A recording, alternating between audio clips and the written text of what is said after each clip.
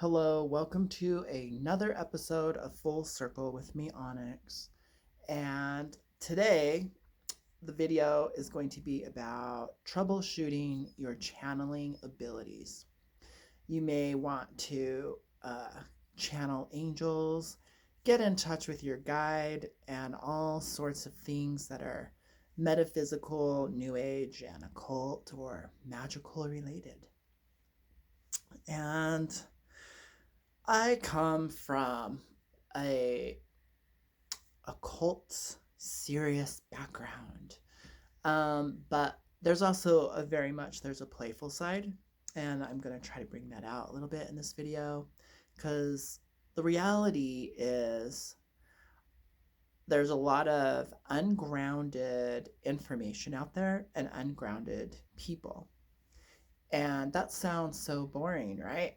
Uh, we tend, as empaths, as psychics, as spiritual seekers, to put our energy outside of ourselves. And when we do that, we lose the natural magnetism to bring the spiritual forces back here to this dimension. Um, and so a lot of people who have a hard time manifesting uh, have no magnetic energy. So we see symptoms of chronic fatigue, lightheadedness, poor decision making, loss of memory, like where did I leave my keys, and not paying attention. So your physical body is in this dimension. So there's do's and don'ts, and we're going to kind of go over them so you can have success contacting your angel, meeting your higher self, downloading information, whatever level you're going to take it. And so I'm kind of going to be uh, re- kind of like I kind of want to do like a grimoire, a magic book, how to not so much like cast spells or anything, but that may happen. But basically, give you more information that's missing in modern books that are sold at the bookstore, you know, and how do you get that information? Uh, where's these advanced books? Where you have to be in the knowing. You have to be in the inner circle. You have to have contact with higher dimensional beings. You have to have access to inner mystery schools. You'd have to be an initiate of a true Western mystery school of some form in order to get this deeper information, the Book of Shadows. And can you end up getting this knowledge without going through a formal school and getting formal training? The answer is yes. But when we think about initiation, so obviously we've gone deep. We're going to deep dive. We're going to bring out the phoenix feathers of transformation, and we're going to go deep. I love the phoenix, by the way. Such a wonderful totem, you know. Anyways, let's move on. So, I happen to hang out with some friends. My boss has seen some of my magical abilities at the retail store, and he's open to it. His mom has crossed over.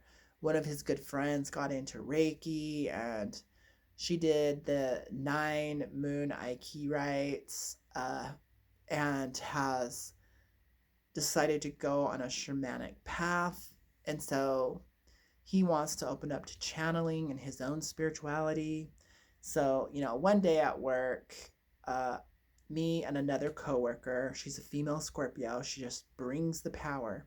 So all three of us were folding clothes, and I started channeling for him, his guides and his crossed over loved ones. And every single time I do a reading, I learn. Being in the energy and having spirit contact, having angelic contact, how it works with my aura and my energy field. I always grow. So, one of the fastest ways to become more psychic is to be of service. So, we want to know more to be of service. And the more you serve, the more you know. The more you actually do magic, the more you learn magic. And what you're learning is in the process. So, another example, same group of friends, we decided to burn papers of intentions during the full moon, the Leo full moon, sun in Aquarius. So, we just did that a few days ago. And I usually get so into my meditation, so into my channeling spirit, and working on my heart chakra and inner child that I totally forget rituals. I'm like, magic, who cares? Rituals, formalities, getting what you want. I've kind of went on a detour for a while. And when I started getting into folding papers, um, my friend, like, when we got into it, she was like, whoa. And I'm like, you saw that, right? And she's like, yeah. And I know what I saw for myself. I was gonna write an intention for her. And so when I did that, these like dark clouds came down and like through my thumbs, like onto the paper, like when I was folding it to burn.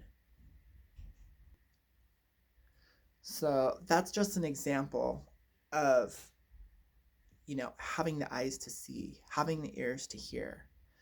Um, in order to gain the knowledge you get from actually doing the craft, from actually doing spell working.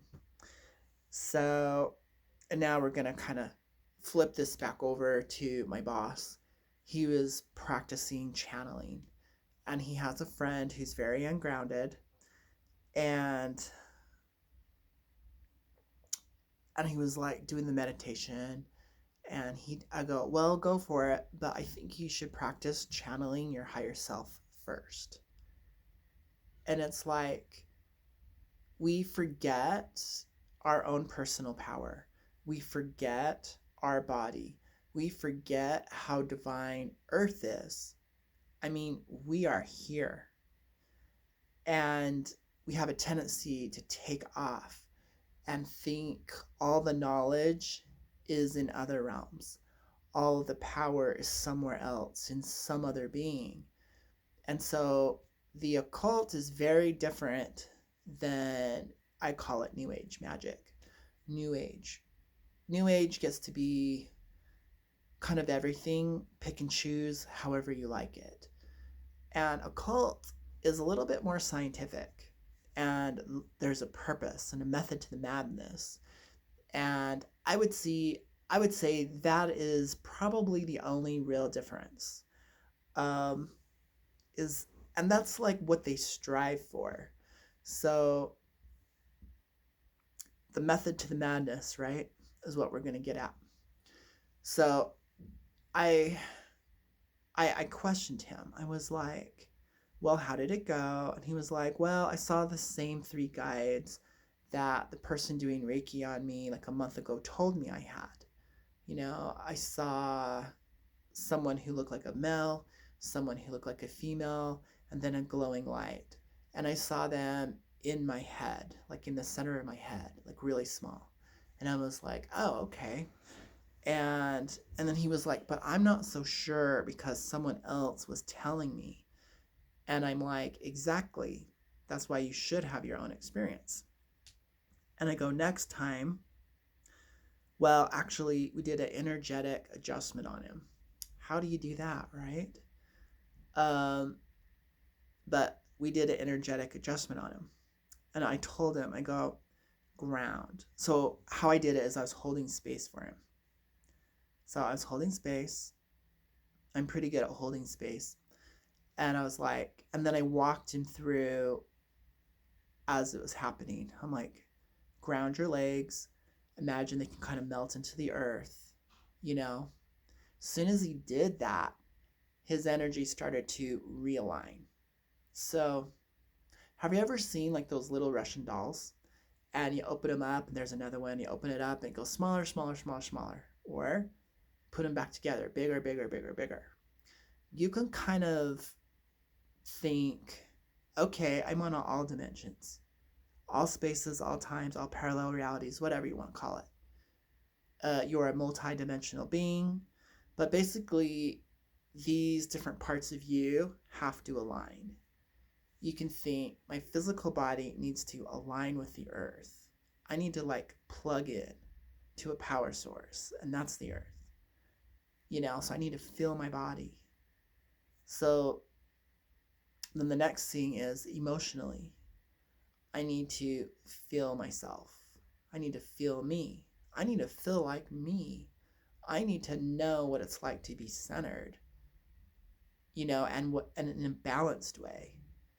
And I need to stack on top of that, or my mental body, just mindfulness, and maybe the chatter,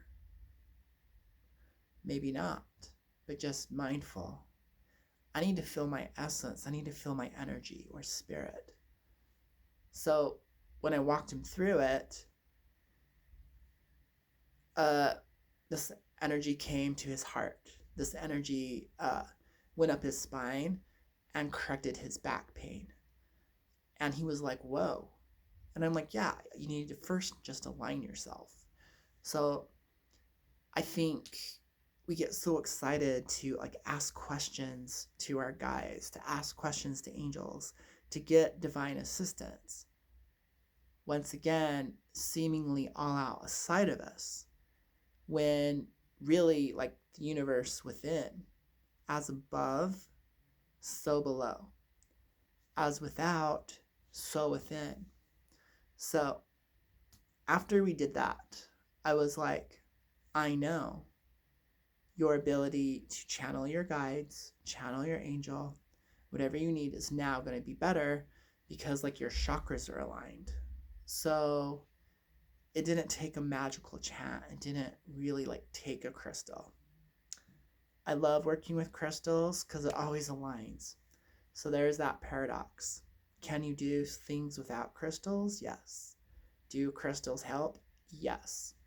There is no doubt in my mind. My favorite tool is crystals and rocks. Like what's your medicine? It's going to be crystals for sure. I love crystals. I love channeling with crystals. I love healing work with crystals. So, am I all for crystals and like the zodiac? Yes. Am I going to say no to any of that? No. Because it's been my experience through the years, these tools, this knowledge, becomes part of the method, and the scientific method I use to open the veil, to move, to enhance my ability. And if it's going to be training wells for a while with crystals and star alignments, I'm fine with that. So anyways, moving on. The next level. So problems, having difficulties leads to solutions. So I love it when my clients, when my friends, people I'm kind of apprenticing on the side, low-key apprentice, come to problems, I get to either intuitively or scientifically or even through experience offer solutions. So the next thing was, because he was seeing it concentrated in his mind, you expand the chakras. So I told him, now that you see the power of being grounded, being aligned, now you can have the next step. Because before you, like we talk about things, oh, you should ground, stay in your own bubble, stay in your lane, chop wood, carry water. These are great statements, and our mind goes, yeah, I get it. But until you experience it, you don't get it fully. Through the experience, you get the knowledge and the power. So, because my boss got realigned just by grounding and me holding space for a bit, to get that energy flowing, he now knows, oh, it's not something you think about. It's not optional. It's a yes. You do this. Like, this is the formula. So it's not like a good idea. No, it just works. So it's part of it. So expanding the chakras, breathing with them. So here we are with our formula. Onyx, what do I need to do to get better at channeling or scrying or doing anything magical? Would be ground, center, align, open, receive. Okay. Doing that for a while, you're kind of meditating your working energy. So nothing, I would say, of next level can happen without energy. You have to move energy. If not, you're just stuck in the 3D realm. So there has to be a sensation. There has to be a current of energy connecting. And that was actually a really huge tip in so many levels, but I have to leave it at that. Because part of your discovery is you building the power and you authentically relating with the universe builds your authentic connection. So you get to have your own book of shadows filled with your own secrets. And the book becomes your power. It becomes your wand. It becomes your word. And the book doesn't have to stay a book. It can literally become the word, become the power, become the wand, become your intention, So anyways, very transformative. So after we've kind of done an alignment, a check-in with ourselves and our well-being, we now breathe, and now we open our chakras to the size of a basketball. So breathe them down, concentrate the energy to the size of a dime, or even a pea or a pinhead, depending upon your mood and what's going on with you. On the exhale, push it out.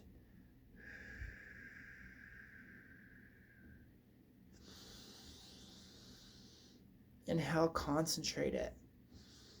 Exhale. Push out.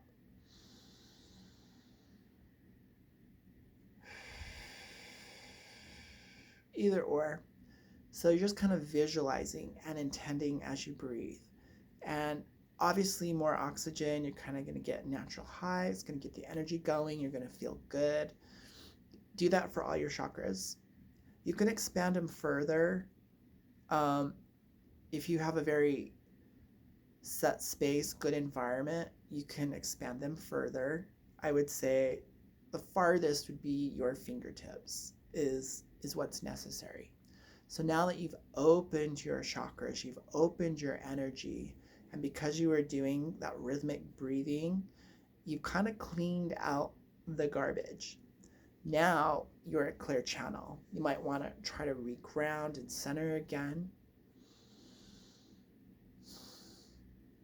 The next most important step is actually detaching, if you haven't already, because maybe through the breathing, you naturally forgot the world, forgot your body, forgot your bills, forgot your job, forgot what time it is, forgot your relationships. Oh yeah, I'm married. Oh, I have a pet. Oh, is there music playing in the background softly? Who knows? That ability to let go of yourself let go of your story, let go of your issues, let go of your anxiety, let go of your depression, let go of your story. Basically, let go of Earth. So, and this is really important because this just happened through my channeling, like literally the other day. Yesterday, I was going to make the video on how to channel your angels, and I was working out the methodology. I literally got transported to another dimension. My angel came in and said, I'm from the second sphere. And I knew what he was talking about. The second sphere, what is this? The tree of life, you know? And in reverse order, 10 is 1 and 9 is 2. And so they're always telling me when they come in like really intensely, usually higher angels, they tell me which sphere in the tree of life they're operating from. And I'm like, oh boy, second sphere. Not like the moon, but a whole nother universe. And so, literally, angel universe is different than our mortal human universe. There are two universes touching as spheres. And so, when you let go of the world, literally see the world, you know, like small and like, you know, literally maybe visualize yourself take off, get out of the atmosphere of Earth, you know, bye Earth, goodbye, be in the nice cozy emptiness of space. From there, it should also be easier to contact your angels or an actual angel, because they're really not a part of this world at all. So honestly, just being out of the earth, the Earth's atmosphere, like visualize yourself out there looking down at the earth for a while, is pretty good. You all of a sudden go, my problems myself isn't that big a deal. You know, what's going on, what really matters, you know. Blink of an eye, I'm here, I'm just a grain of sand on the beach somewhere in the universe. It's not so much insignificance as it is creating that healthy distance, kind of a reality check. So, yes, definitely. And okay, you feel your body, yes.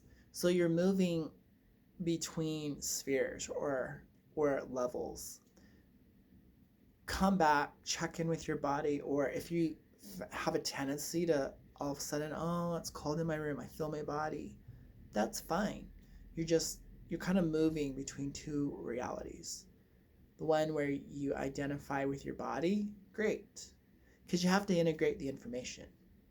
And then, oh, I've totally forgot my body, I'm out in space, this feels great out here, oh. And so you'll always be moving back and forth. Well, kind of like you know, you've created a connection. Just talking about it enough already dialed me in.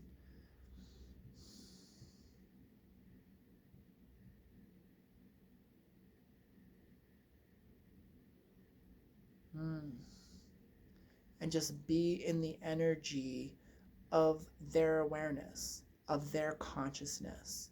So I don't like go, what's your name? Tell me your name, God forbid. You know, I need to know your name. Or I have so many questions, help me live my life. No, that's religious stuff. That's superstitious stuff. You're just tuning in and getting familiar with being in this other space. So, and you know, the rest will be up to you. You'll get your contact. So you need to know why you're going. I want to talk to or connect with, because it's all about connection. I want to connect with my personal angel or my personal higher self or my personal guide. It doesn't matter what you call it, or anyways, and you'll have an experience. Don't stay out there too long. Don't get all sleepy and drowsy. Don't force it. Go, okay, great. pop, pop, pop back into your body, dial down your chakras. If you leave them open, you'll feel like you're under psychic attack, magical attack. You're too open and you're pouring out into other people's psychic fields, and then you're going to pick up their problems. You're going to pick up. So there is a reason why we dial them back down to the size of about a silver dollar. That is healthy. That's open. You'll be able to receive. It's concentrated, so you're feeling your power. So when you dial them down smaller, you feel contractions. You feel stiffness. Your hands get cold. Your arms get cold. You can't think or you feel too. You're kind of, whoa, I almost got hit by a car type of thing, because no one notices you and you don't notice them. I didn't see that person. Who? What? So when you're losing your sensibilities, your stuff is too open or it's too narrow. So about the size of a silver dollar, realign, really get back into your body, maybe eat some food, exercise, move some of that spiritual energy around, really have some chop wood, carry water, and go about your day.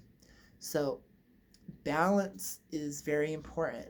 You're playing, you're learning about other dimensions, inner realities, but you have to integrate it to then make the world a better place, to hold the mysteries, to pass down this knowledge to the next generation of people that will be here on the planet, to kind of pick up where you left off and graduate humanity to the next level.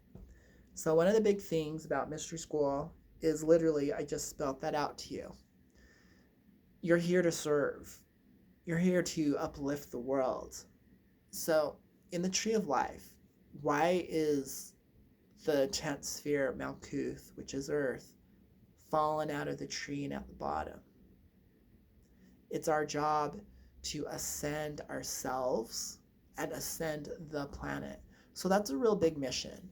So if you haven't attracted a mystery school to you, untrue mystery school teachings, if you haven't attracted yourself a guide, if you haven't attracted yourself the inner knowledge, you might not be ready to take on such a mission, such a service.